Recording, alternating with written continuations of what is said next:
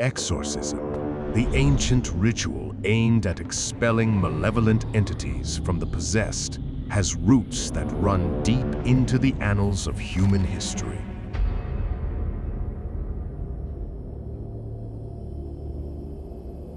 Our story begins in the cradle of civilization, Mesopotamia, around 2000 BCE, where the earliest accounts of demonic possession and attempts at expulsion can be found etched in cuneiform tablets. The Babylonians, in particular, believed in a pantheon of gods and demons who could wreak havoc on mortal lives.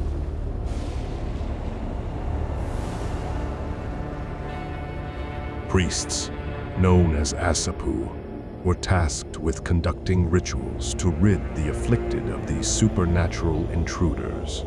Imagine the flickering torchlight casting eerie shadows on the temple walls as the Asapu chanted incantations to banish unseen forces.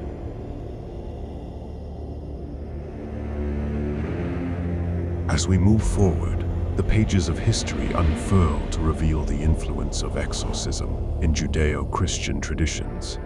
The Bible itself narrates the accounts of demonic possession, with Jesus Christ emerging as the ultimate exorcist. The Gospel of Mark tells of a man possessed by a legion of demons around 30 CE, whom Jesus cast out into a herd of swine, plunging them into the sea. The dramatic imagery captures the imagination. In medieval Europe, the fear of demonic forces reached a fever pitch. The Church, recognizing the potency of exorcism, formalized the ritual into a sacrament during the 11th century. Exorcists, often priests, were armed with holy water, crucifixes, and prayers to combat the rising tide of demonic possession. Tales of exorcisms during the Middle Ages abound. The Renaissance period, spanning from the 14th to the 17th century, saw a surge in interest in occultism and the arcane arts. It was a time when alchemists and mystics delved into forbidden knowledge. While some sought enlightenment, others courted darkness. The infamous case of the Loudun possessions in 1632 in France embodies this struggle. As a charismatic priest, Father Urbain Grandier was accused of demonic influence.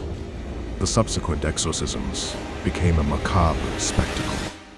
3, 2, 1.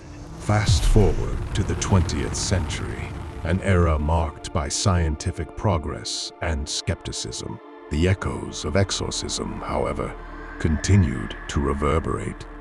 In 1949, a case that would become the inspiration for William Peter Blatty's The Exorcist unfolded in Maryland. A young boy, pseudonymously known as Roland Doe, exhibited disturbing behavior that baffled psychologists and doctors. The Catholic Church intervened, and a series of exorcisms were conducted in 1949 and 1950. The events that transpired during these sessions still send shivers down the spines of those who dare to delve into the details. The cinematic world immortalized the horror of exorcism with the release of The Exorcist in 1973. Regan MacNeil, a sweet, innocent girl, becomes the vessel for an ancient demon, challenging the very fabric of faith and testing the resolve of the priests who attempt to save her. The movie, based on a novel inspired by the Roland Doe case, is etched in the collective psyche as a chilling exploration of the battle between good and evil. But what about the modern world? Does exorcism still have a place in our rational, scientifically inclined society?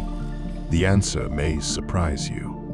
While skepticism persists, cases of exorcism continue to emerge, often shrouded in secrecy. The Vatican maintains a cadre of trained exorcists, and reports of possessions and their subsequent rituals still surface, challenging our understanding of the unknown.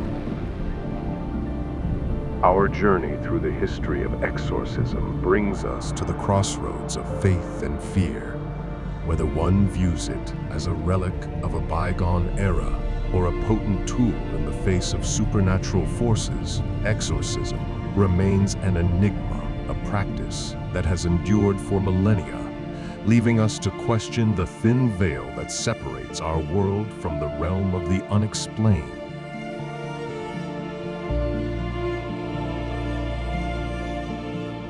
I hope you have had as much fun watching as I had making this enchanting episode of Tales Lost in Time.